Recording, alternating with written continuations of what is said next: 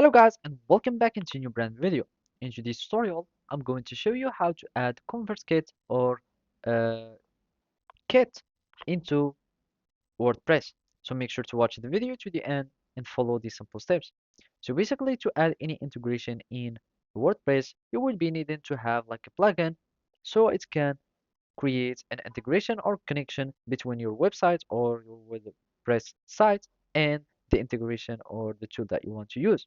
And basically, we want to simply go to plugins, and from there, we will be needing to click on add plugin, or you can simply do it from here by clicking on add plugin, and it will take you to this page. So from here, you will be able to start searching for plugins, and you will be needing to search uh, for kits. So here, so now after searching for ConvertKit, you will be able to find all the ConvertKit integration and then you can choose any one that you would like.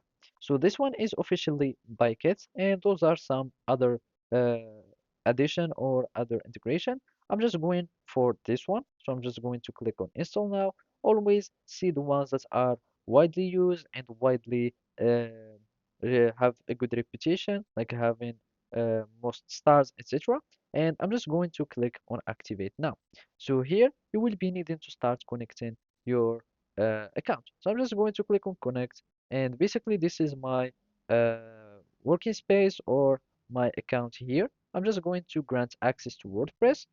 Now it will create the integration or the connection after clicking on grant access. And from here, I'm just going to click here, like I've created the form in Kit, and simply you can do whatever you'd like in configuration. So either we can start creating our form here, choose anyone that you would like, and basically you will be able to publish it from here and it will be added to your WordPress.